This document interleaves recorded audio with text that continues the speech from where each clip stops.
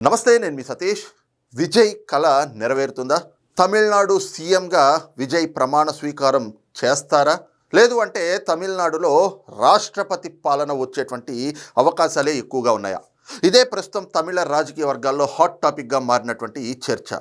మరి ఏమిటి ఈ రకమైనటువంటి చర్చ వెనక ఉన్న అసలు సారాంశం అనేటువంటి వివరాల్లోకి వెళ్తే అందరికీ తెలిసిందే, మొన్న జరిగినటువంటి తమిళనాడు ఎన్నికల్లో టీవీకే పార్టీ ఒక గొప్ప విజయాన్ని అయితే సాధించింది. అక్కడ రెండు కొండల్లో ఉన్నటువంటి ఒక డిఎంకే, ఇంకో ఏఐడిఎంకే, ఈ రెండు పార్టీల్ని ఢీ కొట్టారు డెబ్యూటెంట్ విజయ్. ఈ క్రమంలోనే ఒక అద్భుతమైనటువంటి విజయాన్ని సాధించి సింగిల్ లార్జెస్ట్ పార్టీగా ఆ రాష్ట్రంలో నిలిచారు. తద్వారా దేశం మొత్తాన్ని కూడా ఆకర్షించారు విజయ్. అయితే ఎంత అద్భుతమైనటువంటి విజయం సాధించినప్పటికీ ఆయన సింగిల్గా ప్రభుత్వాన్ని ఏర్పాటు చేయడానికి ఒక్క అడుగు దూరంలో మిగిలిపోయారు. కారణం ఏమిటి అంటే, మొత్తం తమిళనాడులో 234 అసెంబ్లీ స్థానాలు ఉండగా అక్కడ ప్రభుత్వం ఏర్పాటు చేసేందుకు కావాల్సినటువంటి మ్యాజిక్ ఫిగర్ అనేటువంటిది 118.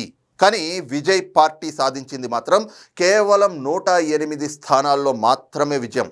మరి ఈ క్రమంలో ఆయన ప్రభుత్వం ఏర్పాటు చేయాలి అనంటే ఇంకొక 10 మంది ఎమ్మెల్యేల బలం ఆయనకి కావాలి.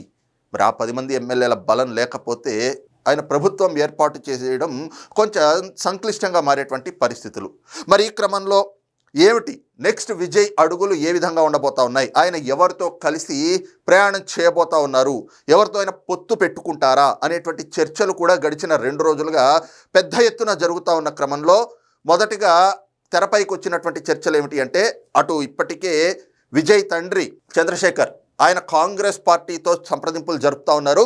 కాంగ్రెస్ పార్టీతోటి టీవీకే పార్టీకి పొత్తు ఉండబోతా ఉంది. ఇదే క్రమంలో చూస్తే అక్కడ అటు డిఎంకేలో ఇటు ఏఐడిఎంకేలో భాగస్వామి పార్టీలుగా ఉన్నటువంటి చిన్న చిన్న పార్టీలు, అంటే పిఎంకే కావచ్చు, వీసీకే కావచ్చు, లేదంటే గనక వామపక్షాలు అంటే సిపిఐ సిపిఎం కావచ్చు, అలాగే ఐయుఎంఎల్ లాంటి పార్టీలు, వాళ్ళంతా కూడా ఇప్పుడు ఆ పార్టీల్ని వీడి ఈ రోజున విజయ్ పంచన చేరతారు, విజయ్తో కలిసి వాళ్ళు జత కడతారు అని కొన్ని వాదనలు కూడా చాలా బలంగా వినిపించినాయి. అయితే ఇప్పుడు అవన్నీ కూడా అడియాసలు కాబోతా ఉన్నాయా అనేటువంటిది కొన్ని ప్రశ్నలు కూడా తలెత్తా ఉన్నాయి. కారణం ఏమిటి అంటే, ఎస్ అనుకున్నట్లుగానే విజయ్ ఏ రాజకీయ పార్టీతోటి పొత్తు పెట్టుకోను అని ఆయన ఎన్నికలకు ముందు బహిరంగంగా ఓపెన్ స్టేట్మెంట్ ఇచ్చారు. ఆ విధంగానే ఆయన ఎన్నికల్లోకి వెళ్ళారు. అయితే ఈ రోజున ప్రభుత్వాన్ని ఏర్పాటు చేసేటువంటి బలాన్ని అయితే సాధించలేకపోయారు. మరి ఈ క్రమంలో ఖచ్చితంగా ఎవరో ఒకళ్ళతోటి పొత్తు పెట్టుకుంటేనే తాను సీఎంగా ప్రమాణ స్వీకారం చేయగలను, తాను ఒక ప్రభుత్వాన్ని ఏర్పాటు చేయగలను అనేటువంటి పరిస్థితులు నెలకొనడంతో విజయ్ మరి టీవీకే పార్టీ కాంగ్రెస్ పార్టీతో సంప్రదింపులు జరిపింది. ఈ క్రమంలోనే కాంగ్రెస్ పార్టీ కూడా ఒక షరతుతో కూడినటువంటి వాళ్ళ మద్దతు తెలిపేందుకు అంగీకరించారు. ఇక ఏదైతే టీవీకే కాంగ్రెస్ల మధ్య పొత్తు కూడా కుదిరింది, దాన్ని కూడా అధికారికంగా ప్రకటించింది కాంగ్రెస్ పార్టీ. అయితే కాంగ్రెస్ పార్టీకి అక్కడ 5 ఎమ్మెల్యే స్థానాలు ఉన్నాయి. 113 సంఖ్యనైతే గనక తెచ్చుకోగలిగారు. అంటే విజయ్కు ఉన్నటువంటి బలం 113కు చేరింది. కానీ తమిళనాడులో ప్రభుత్వం ఏర్పాటు చేయాలి అంటే ఇంకొక 5గురి బలం అయితే గనక కావాల్సినటువంటి పరిస్థితి. అయితే ఇక్కడే కొన్ని ట్విస్ట్ల మీద ట్విస్టులు తమిళ రాజకీయాల్లో చోటు చేసుకుంటూ వచ్చినాయి. అవేమిటి అంటే, ఇప్పటికే వామపక్షాలు అంటే వామపక్షాలు అయినటువంటి సిపిఐ సిపిఎం వాళ్ళిద్దరికి తలో 2 సీట్లు గెలిచినటువంటి పరిస్థితులు ఉన్నాయి. ఈ 2 పార్టీలు కూడా విజయ్కి మద్దతు తెలుపుతాయనుకున్న క్రమంలో వాళ్ళు ఈ రోజున కుండబద్దలు కొట్టేశారు, తమ మద్దతు విజయ్కి ఇవ్వబోవటం లేదు అని. ఈ క్రమంలోనే తమ మద్దతు డిఎంకే పార్టీకే ఉంటుంది అని కూడా వాళ్ళు స్పష్టం చేసినటువంటి పరిస్థితి. అదే క్రమంలో చూస్తే ఇంకోవైపున ఐయుఎంఎల్ సైతం తాము విజయ్కి మద్దతు ఇవ్వబోవడం లేదు, తాము డిఎంకే తోటే పయనించబోతున్నామంటూ వాళ్ళు కూడా స్పష్టం చేసినటువంటి పరిస్థితి. అయితే మరోవైపున విజయ్ ఇప్పటికే అక్కడ తమిళనాడు గవర్నర్ని కలవటం, ప్రభుత్వం ఏర్పాటు చేసేందుకు అనుమతినివ్వాలి అని చెప్పి కోరటం, ఇంకో వైపున రేపు ఉదయం 11:30 గంటలకి విజయ్ ప్రమాణ స్వీకారం ఉంటుంది అని చెప్పి టీవీకే వర్గాలు కూడా పెద్ద ఎత్తున ప్రచారం చేసుకోవటం, ఇవన్నీ జరుగుతున్న తరుణంలో ఇటువైపున వామపక్షాలు, అటు ఐయుఎంఎల్ అలాగే పిఎంకే లాంటి పార్టీలు విజయ్కి మద్దతు తెలపము, అని చెప్పి వాళ్ళు కుండబద్దలు కొట్టేయడంతో ఇప్పుడు విజయ్ పరిస్థితి ఏం కాబోతా ఉంది అనేటువంటిది కూడా పెద్ద ప్రశ్నార్థకంగా మారినటువంటి పరిస్థితి. మరోవైపున చూస్తే ఏఐడిఎంకే మరి ఈ రోజున వాళ్ళు ఒక సమావేశం నిర్వహించుకున్నారు. ఆ సమావేశంలో కూడా కొన్ని భిన్నమైనటువంటి అభిప్రాయాలు, ఆ పార్టీలోనే కొంత చీలికలు వచ్చేటువంటి పరిస్థితులు నెలకొన్నట్లుగా కూడా కొన్ని ప్రచారాలు అయితే జరిగినాయి. ఎందుకంటే ఏఐడిఎంకేలోని ఒక 10 మంది ఎమ్మెల్యేలు ఒక వర్గంగా ఏర్పడి వాళ్ళంతా కూడా విజయ్కి మద్దతు తెలపాలి అని నిర్ణయించుకున్నట్లుగా తెలిసింది. కానీ అందుకు కూడా అవకాశాలు లేవు. ఇప్పుడు ఆ 10 మంది ఎమ్మెల్యేలు ఒకవేళ వచ్చి విజయ్కి మద్దతు ప్రకటించినా కూడా ఆయన ప్రభుత్వం ఏర్పాటు చేయటం అనేటువంటిది కుదిరే పని కాదు అనేటువంటి అభిప్రాయాలు కూడా రాజకీయ పండితుల నుంచి వ్యక్తమవుతోంది. కారణం ఏమిటి అంటే ఇప్పుడు విజయ్ ప్రభుత్వం ఏర్పాటు చేయాలి అంటే ఆయనకు ఉన్నటువంటి సంఖ్యాబలం 113. ఈ 113 తోడు ఇంకొక 5 సీట్లు తెచ్చుకోవాలి. మరి ఆ 5 సీట్ల కోసం విజయ్ ఏం చేస్తాడు? ఇప్పుడు డిఎంకే నుంచి అయితే గనక ఎవరిని లాక్కునేటువంటి పరిస్థితులు ఉండవు.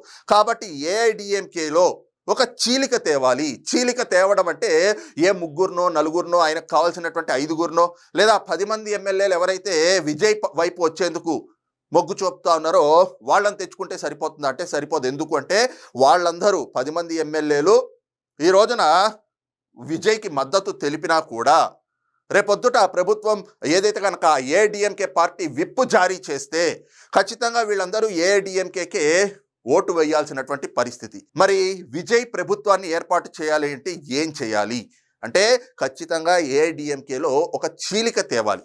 చీలిక తేవటం అంటే వాళ్ళకి దాదాపు 47 మంది బలం ఉంది. అందులో 1/3 సీట్స్ని తనకి అనుకూలంగా అంటే 1/3 మంది ఎమ్మెల్యేలని తనకు అనుకూలంగా మలుచుకుంటే తప్ప ఆ పార్టీలో చీలిక వచ్చేటువంటి పరిస్థితులు ఉండవు.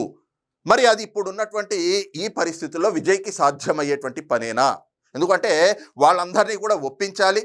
1/3 మంది ఎమ్మెల్యేలని, అందులో ఉన్న 57 మందిలో 1/3 మందిని ఒప్పించి మీరు నాకు అనుకూలంగా మారండి, నా వైపుకి రండి, రేపొద్దుట మీరు మన ప్రభుత్వం ఏర్పాటు చేసిన తర్వాత మీకు ఇగో మీలో ఎవరో ఒకళ్ళకో 2కో 4కో మంత్రి పదవులు ఇస్తాను, అందులో డిప్యూటీ ఇస్తానా లేదంటే ఫైనాన్స్ ఇస్తానా, కీలకమైనటువంటి మంత్రి పదవిని ఇస్తానా, ఇలాగ వాళ్ళందరికీ కూడా ఆశ చూపించాలి.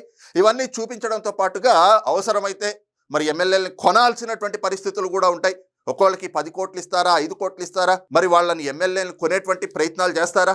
ఒకవైపున విజయం చూస్తే మాత్రం ఆయన చాలా మొండిగా ఉన్నారు. ఆయన పొత్తు పెట్టుకోను అని చెప్పారు. కానీ తప్పని పరిస్థితుల్లో కాంగ్రెస్ పార్టీ, ఎందుకంటే మొదటి నుంచి కూడా కాంగ్రెస్కి అనుకూలంగానే ఉన్నారు మరి విజయ్. ఈ క్రమంలో కాంగ్రెస్తో అయితే పొత్తుకెళ్లారు. మిగతా రాజకీయ పక్షాలతోటి ఆయన పొత్తు పెట్టుకునేటువంటి ఆలోచనలు అయితే లేరు. కాబట్టి ఆయన ముందు ఉన్నటువంటి ఒక టాస్క్ ఏమిటి అంటే ఏఐడిఎంకేలో చీలిక తేవాలి. చీలిక తెచ్చి అక్కడ ఎమ్మెల్యేలను ఇటువైపు తెచ్చుకోవాలి. మరి ఆ పని విజయ్ చేస్తారా?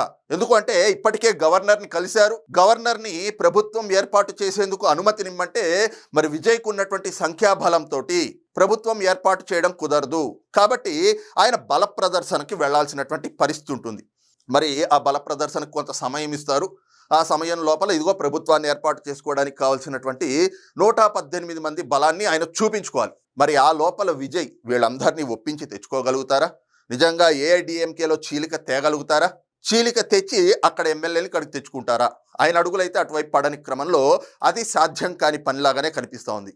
మరి ఇప్పుడు విజయ్ ముందున్నటువంటి ఏకైక మార్గం కానీ అవకాశం కానీ ఏమిటి అంటే మరి ఖచ్చితంగా ఇప్పుడు కేంద్రంలో ఉన్నటువంటి భారతీయ జనతా పార్టీ లేదా మోడీ తోటి మాట్లాడుకోవాలి. ఎందుకంటే ఏఐడిఎంకే అనేటువంటిది ఎన్డీఏ భాగస్వామ్య పార్టీగా ఉంది ఈ రోజున.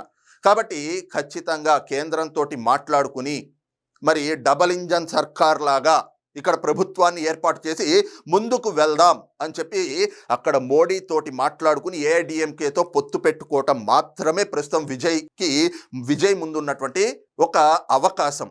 అదొక్కటే తన దగ్గర ఉన్నటువంటి సమస్యకు పరిష్కారం. లేని పక్షంలో ఖచ్చితంగా ఆ బల ప్రదర్శనలో ఓడిపోతే రేపు తమిళనాడులో ప్రభుత్వం ఏర్పాటు కాకపోగా అక్కడ రాష్ట్రపతి పాలన వచ్చేటువంటి పరిస్థితులు ఉంటాయి. ఎందుకంటే మరి నిర్ణీత సమయం లోపల విజయ్ తన బలాన్ని 118 మందిని తనకున్నటువంటి బలాన్ని నిరూపించుకుని ప్రభుత్వం ఏర్పాటుకు గవర్నర్ ముందరికి వెళ్ళాలి. ఎందుకంటే గవర్నర్ ఇప్పటికే సూచించారు, మీకు సంఖ్యాబలం లేదు, ఆ సంఖ్యాబలాన్ని తెచ్చుకోండి, ప్రభుత్వం ఏర్పాటు చేయొచ్చు అని చెప్పి. మరి రోజులు గడుస్తుంటాయి. మరి సమయం అయితే గనక కొంతే ఇస్తారు. ఆ సమయం లోపల ఆయన తన బలాన్ని గనక నిరూపించుకోలేకపోతే అక్కడ ఒక 3 నెలల కాలానికి రాష్ట్రపతి పాలనని పెడతారు. ఆ రాష్ట్రపతి పాలన ఉన్నటువంటి క్రమంలో అయినా సరే మరి విజయ్ తన బలాన్ని నిరూపించుకోవాలి. అలా కాదు అనంటే మరొక 3 నెలలు మళ్ళీ రాష్ట్రపతి పాలన అనేటువంటిది కొనసాగిస్తారు. మరి 6 నెలల రాష్ట్రపతి పాలన. ఆ తర్వాత కూడా అప్పటికి కూడా విజయ్ ఇదే మొండి వైఖరితో ఉండి తాను పొత్తులకి వెళ్లకుండగా మరి అటు ఏఐడిఎంకేతో కానీ లేదంటే ఇతర పార్టీలతో కానీ తాను పొత్తుకి వెళ్లకుండగా ఇదే విధంగా సింగిల్ లార్జెస్ట్ పార్టీగా ఉన్నాం కాబట్టి మేమే ప్రభుత్వం ఏర్పాటు చేస్తాం అని ఇదే మొండి వైఖరితో ముందుకు వెళ్తే మాత్రం మరి 6 నెలలు పొడిగింపబడ్డటువంటి ఆ రాష్ట్రపతి పాలన మరొక 6 నెలలకి ఎక్స్టెండ్ అవుతుంది. ఆ తర్వాత తమిళనాడులో మళ్ళీ మధ్యంతర ఎన్నికలు వచ్చేటువంటి పరిస్థితులు ఉంటాయి. మరి విజయ్ ఎన్నో కలలు కన్నారు. దాదాపు 2009 నుంచి కూడా ఆయన సేవా కార్యక్రమాల దాకా ద్వారా ప్రజల్లోకి విస్తృతంగా వెళ్తా ఉన్నారు. సీఎం కావాలి అనేటువంటి తన కళ మరి పార్టీ పెట్టిన 2 ఏళ్ల 2 నెలల కాలంలోనే ఒక అద్భుతమైనటువంటి విజయాన్ని కూడా సాధించుకున్నారు. ఆయనకి ముఖ్యమంత్రి అయ్యేటువంటి అవకాశం కళ్ళ ముందు కనిపిస్తూ ఉంది. ఇప్పుడు ఆయనకు ఉన్నటువంటి మార్గం ఏమిటి, ఆయన కళ్ళ ముందు ఉన్నటువంటి ఏకైక మార్గం ఏమిటి అంటే ఎన్డీఏ భాగస్వామ్య పార్టీ అయినటువంటి ఏఐడిఎంకే తోటి పొత్తు పెట్టుకోవాలి. మరి ఆ పొత్తు పెట్టుకోవాలి అనంటే కేంద్రంలో ఉన్నటువంటి భారతీయ జనతా పార్టీ పెద్దలైన మోడీ, అమిత్ షాలతోటి మరి విజయ్ చర్చలకు వెళ్ళాలి. ఆ చర్చలు సఫలం కావాలి.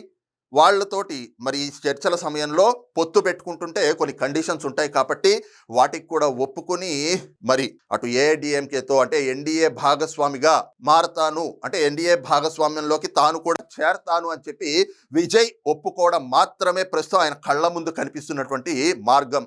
మరి విజయ్ ఆ దిశగా అడుగులు వేస్తారా? ఎందుకంటే ఇప్పటికే తాను భారతీయ జనతా పార్టీని సైద్ధాంతికంగా వ్యతిరేకిస్తున్నా అని చెప్పి విజయ్ ప్రకటించుకున్నటువంటి క్రమంలో ఇప్పుడు విజయ్ అడుగులు ఎటువైపు పడతాయి, మరి విజయ్ అడుగులు ఎటు వేస్తారు అనేటువంటిది కూడా ఎంతో ఉత్కంఠను రేకెత్తిస్తున్నటువంటి పరిస్థితి. మరి ఈ క్రమంలో విజయ్ తన మొండి వైఖరిని మార్చుకుంటారా?